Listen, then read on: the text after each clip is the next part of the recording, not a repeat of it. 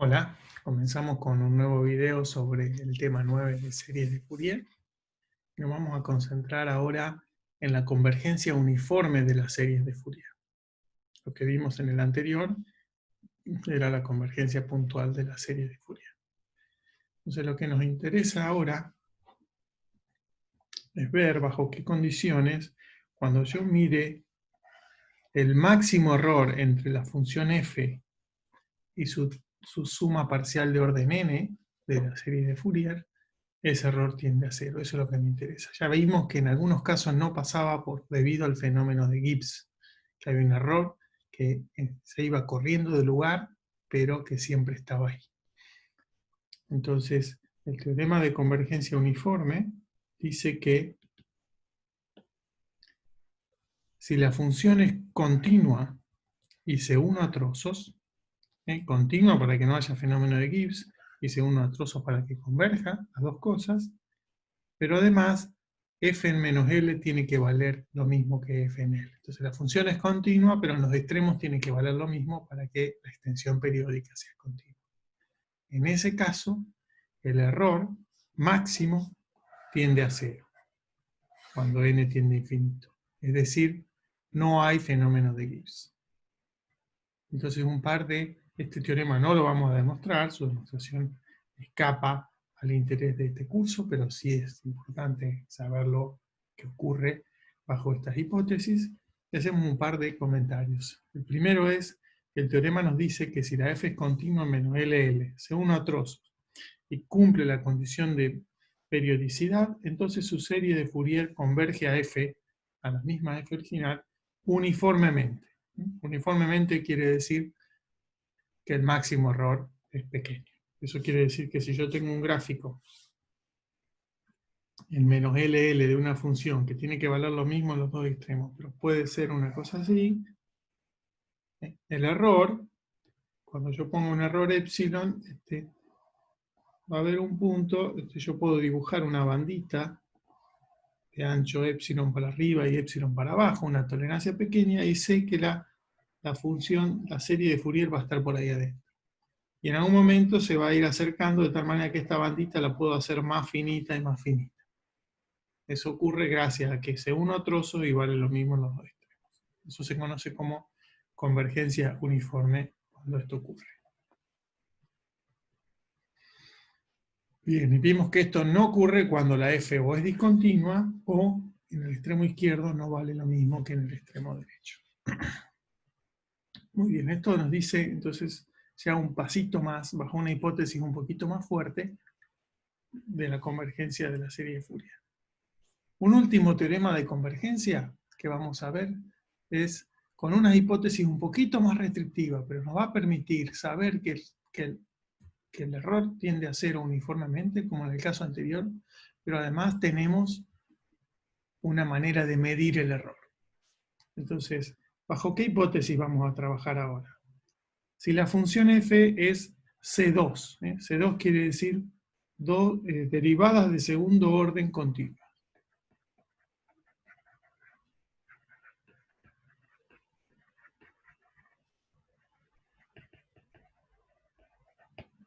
Si la función tiene derivadas de segundo orden continuas, la f en el extremo izquierdo y derecho es igual, para que la continuación periódica sea continua, pero además la derivada coincide en el extremo izquierdo y derecho, eso quiere decir que el gráfico podría ser una cosa así.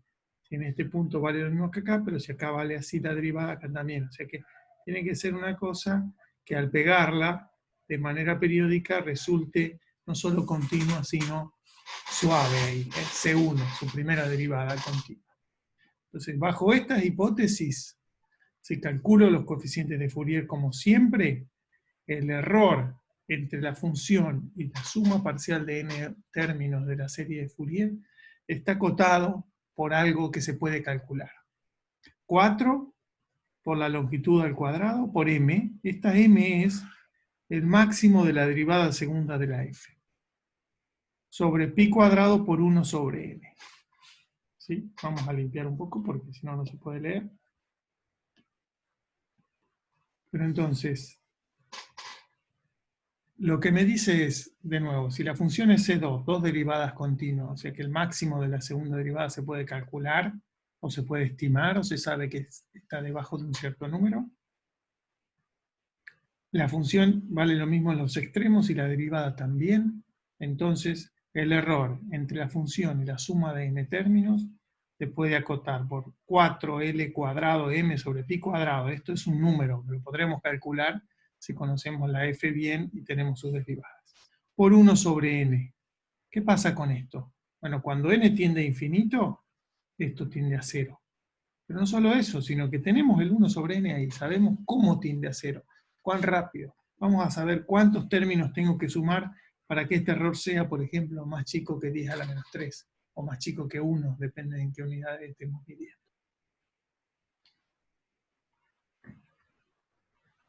Muy bien. Estos dos comentarios dicen lo que acabo de decir, así que los salteo. Si los quieren leer en detalle, ponen pausa o los miran en el apunte. Muy bien, entonces vamos a hacer la demostración de este resultado, porque es interesante el manejo de qué cosas se utilizan en esta demostración.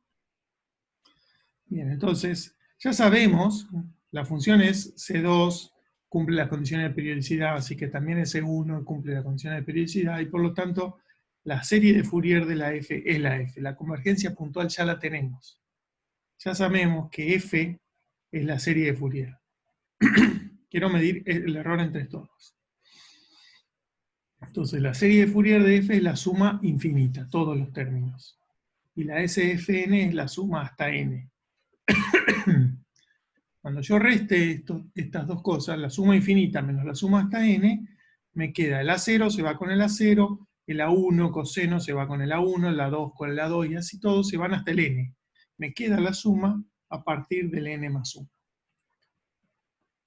Entonces, usamos la convergencia, ya sabíamos, para saber que el error entre f y SFN es la suma a partir de n más 1. Esto es lo que se conoce como la cola de la serie. Tail en inglés, la cola de la serie.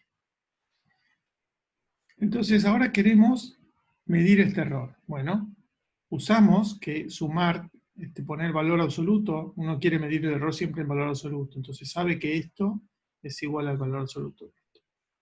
Y ese valor absoluto es siempre menor o igual que la suma de poner los valores absolutos adentro. Porque eso es como peor. Y ahora, el coseno siempre es un número que da menor o igual que 1, y el seno es un número que da menor o igual que 1. Por lo tanto, este error es siempre más chico que la suma, a partir de n más 1, de los coeficientes de Fourier. ¿Se acuerdan cuando vimos los ejemplos que los coeficientes de Fourier hay veces que tenían 1 sobre n a la cuarta, a veces 1 sobre n cuadrado, a veces 1 sobre n en el n? Eso es lo que vamos a mirar ahora. En general, bajo las hipótesis que tenemos de f, ¿qué podemos decir de estos coeficientes y de estos? Entonces, vamos a estudiar el coeficiente a sub n. Recordemos que estamos suponiendo que la f es C2, tiene dos derivadas continuas. F en menos L es lo mismo que F en L, y F' en menos L es lo mismo que F' en L. Esas son nuestras hipótesis, nada más. Entonces miro a sub n. La definición de a sub n es 1 sobre L por la integral entre menos L y L de la f por el coseno de n pi x sobre L. Y ahora vamos a hacer un truco. Como sabemos que la fc2 tiene derivadas, yo quiero que aparezcan derivadas de la f acá.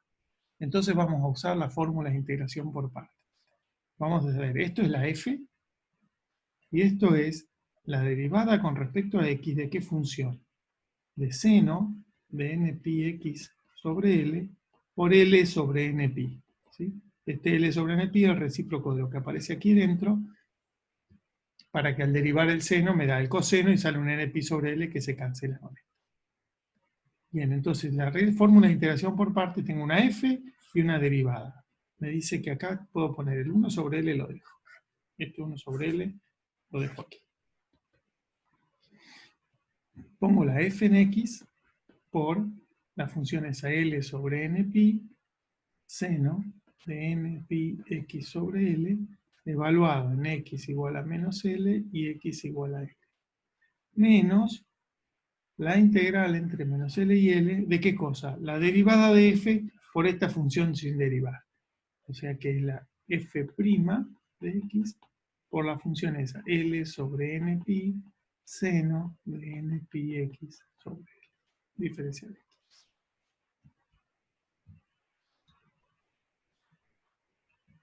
Bien, acá me quedó un poco feo, vamos a corregir para que se vea mejor. F' de x.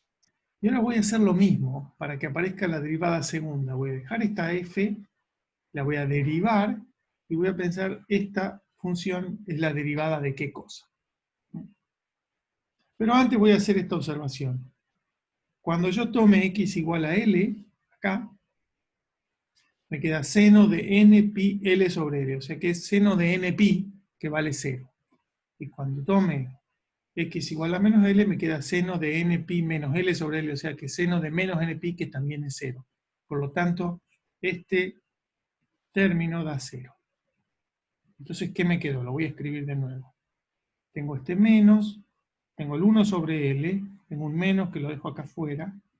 Esta constante L sobre npi, la pongo acá, L sobre npi, así que la L se va, y me queda integral entre menos L y L, de f' de x, por el seno de npi x sobre L. Y ahora voy a hacer lo mismo, entonces esta la dejo como está, y a esto lo quiero ver como la derivada con respecto a x de algo. Esto es la derivada con respecto a x de L sobre npi por el coseno de npi x sobre L. ¿De acuerdo? Si yo derivo esto, me queda la derivada del coseno. Ah, perdón, me faltó un signo menos. Menos. La derivada del coseno es menos seno, por eso el menos. Y después de la regla de la cadena sale npi sobre L, que con este se cancela. Muy bien, entonces aquí es igual esto. No me va a entrar, lo voy a correr un poco.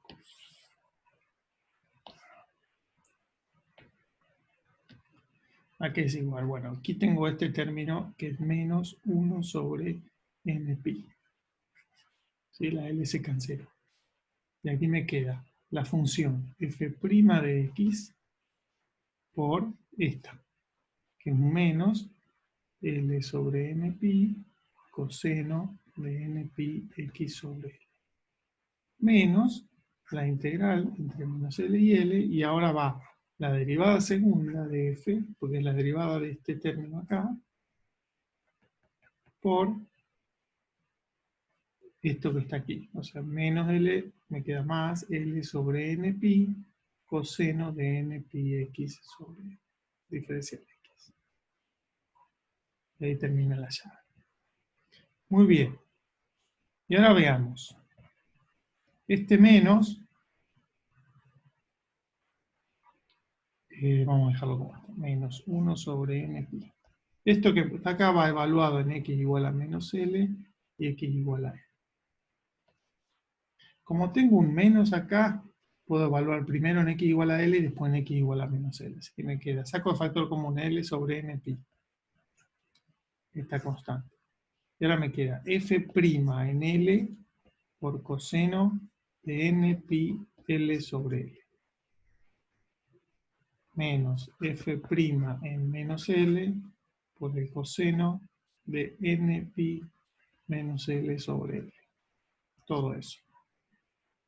Más la integral entre menos L y L de f segunda de x por L sobre npi. A ver. Saco esto fuera de la integral, L sobre npi, integral entre menos L y L, f segunda de x por el coseno de npi x sobre L diferencial x. Quedó un poco largo, pero miremos ahora. Este número es igual a este. ¿Por qué? Por la hipótesis sobre f'. Y este coseno de npi L sobre L es lo mismo que coseno de npi menos L sobre L, porque el coseno es par. O sea que este igual a este, y este igual a este, acá hay un signo menos, este término es 0. Así que pasando en limpio, empezamos con a sub n y terminamos con este término por este de acá. Así que lo voy a pasar en limpio acá arriba.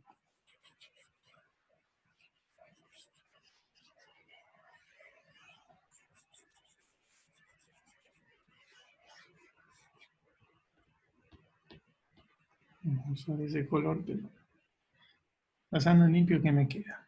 Tengo un menos 1 sobre n por L sobre n pi. O sea que me queda menos L sobre n cuadrado pi cuadrado por la integral entre menos L y L de f segunda de x coseno de n pi x sobre L diferencial de x. Si ahora calculo el valor absoluto de AN, que es lo que quería acotar, que necesito acá, pongo valor absoluto y me queda igual a L sobre n cuadrado pi cuadrado, valor absoluto de la integral.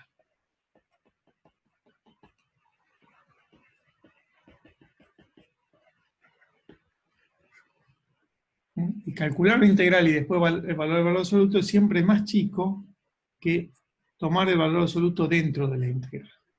Eso es porque cuando tomo valor absoluto no dejo que se cancele nada y tomo todas las partes más positivas y más grandes. Y el coseno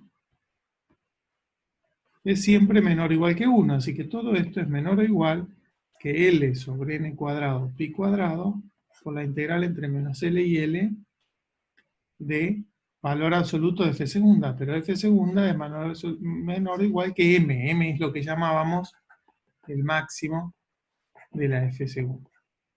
Así que esto nos quedó más chico que integral entre menos L y L de m diferencial de x. Por lo tanto, la integral entre menos L y L de m, como m es una constante, es 2 por L por m. Así que me queda 2L cuadrado m sobre n cuadrado pi cuadrado. El valor absoluto de a sub n me quedó menor o igual que eso. De una manera similar podemos probar que el valor absoluto de b sub n es menor o igual que esto mismo. Y también en ese caso vamos a usar esta hipótesis que todavía no usamos. Se queda como ejercicio para el lector interesado, pero las cuentas son similares porque siempre que uno tiene el coseno y deriva del LCM.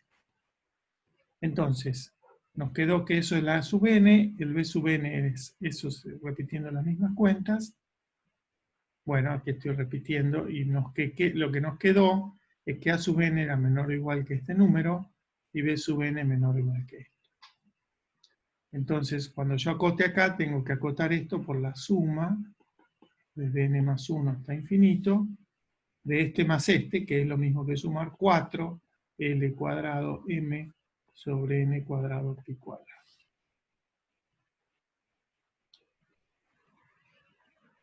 A ver, y eso es lo que dice acá. Por algún motivo me quedó un 8, esto aquí es un error porque AN más BN es este más este menor o igual a un 4. Aquí un 4. Y acá aparece, ¿qué hice acá? Perdón, acoté a n más bn por esto más esto. Y saqué de factor común todo lo que no tiene n, el n que está dividido. Entonces, an más bn quedó menor o igual que 2 veces este término, es decir, 4L cuadrado m sobre n cuadrado pi cuadrado. Así que esta suma, acá tengo la suma de n más 1 a infinito de 4L cuadrado m sobre n cuadrado pi cuadrado. ¿Qué hago? Este término lo saco de factor común y me queda acá en la suma. Y después me queda la suma de 1 sobre n cuadrado. Limpio todo un poco. Y acá me quedó entonces, salvo el 8, es un 4. Me quedo, si tengo que calcular esta suma, que acá ya veo que es menor o igual que 1 sobre n. Pero ¿cómo se calcula esa suma? De la siguiente manera. Si yo grafico, vamos a hacerlo un poquito más arriba.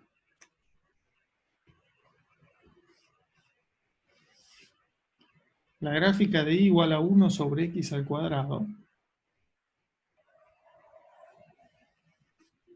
es una cosa así. Por acá estará el n más 1, que es el primero para el que sumo. Y acá está el n.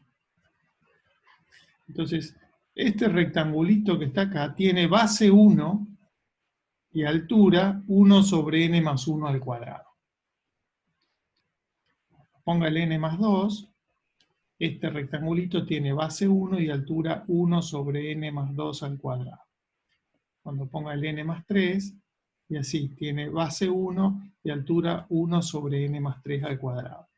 Es decir, que el área de estos rectangulitos, sumados, si sigo sumando hasta infinito, es la suma de n desde n más 1 hasta infinito de 1 sobre n cuadrado. Y eso es siempre menor o igual que el área debajo de esta curva, porque esos rectangulitos están siempre todos debajo. Pero el área de esa curva es la integral entre n e infinito de 1 sobre x cuadrado. Y esto es x a la menos 2, así que la integral es x a la menos 1, evaluado en n y en infinito, menos x a la menos 1, o sea que es 1 sobre n. Por lo tanto, esta suma es menor o igual que 1 sobre n, y hemos demostrado que el error entre la función f y la suma parcial de n términos es menor o igual que esta fórmula de aquí a la derecha. Verifiquemos el enunciado, teorema, quedó lejos, es exactamente esto que está acá. Con el 4 y no con el 8 como hicimos en la demostración que tenía un error. Muy bien. Vemos un ejemplo y con eso terminamos este video. El ejemplo dice lo siguiente. Consideremos ahora un ejemplo, la función f de x igual a x al cubo menos x en el intervalo L igual a 1. Entonces la gráfica de x al cubo menos x es una cosa así. Es una cúbica simétrica impar que vale 0 en menos 1 y en 1. Estoy considerando el intervalo menos 1.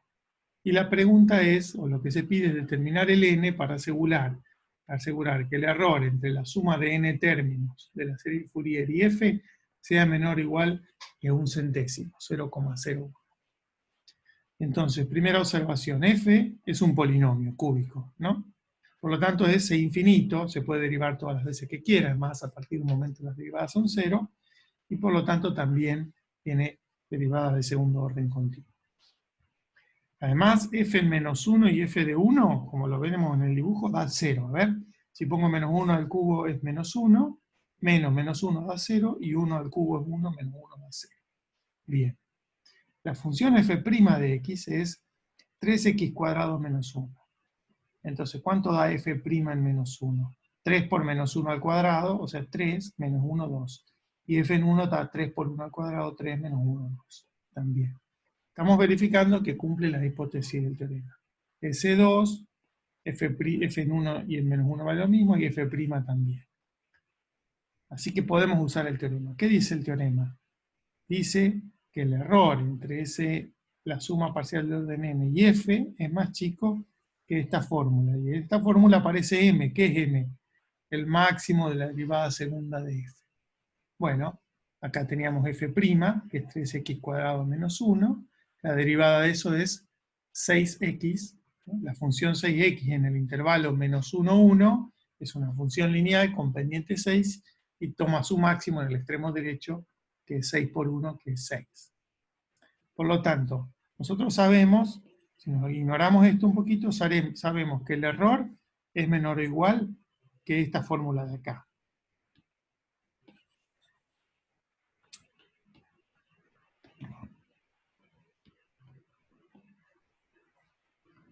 Sabemos que el error entre ese fn, la suma de n términos de la serie de Fourier y f es menor o igual que esto. Y lo que yo quiero es que eso sea menor o igual que 0,01. Eso es lo que yo quiero. Entonces planteo esta desigualdad y quiero encontrar el n para que eso se cumpla. Bueno, L es 1, así que no aparece, me queda m que es 6. 6 por 4, 24, sobre pi cuadrado por 1 sobre n tiene que ser menor o igual que 0,01. Entonces, este lo paso dividiendo para allá, este n multiplicando, y lo que me queda es que 24 sobre 0,01 pi cuadrado tiene que ser menor o igual que n. Pero este número da 243,17 y más dígitos. Por lo tanto, si yo tomo n igual a 244 o cualquier número más grande, ya se va a cumplir que este error es menor que 0,01.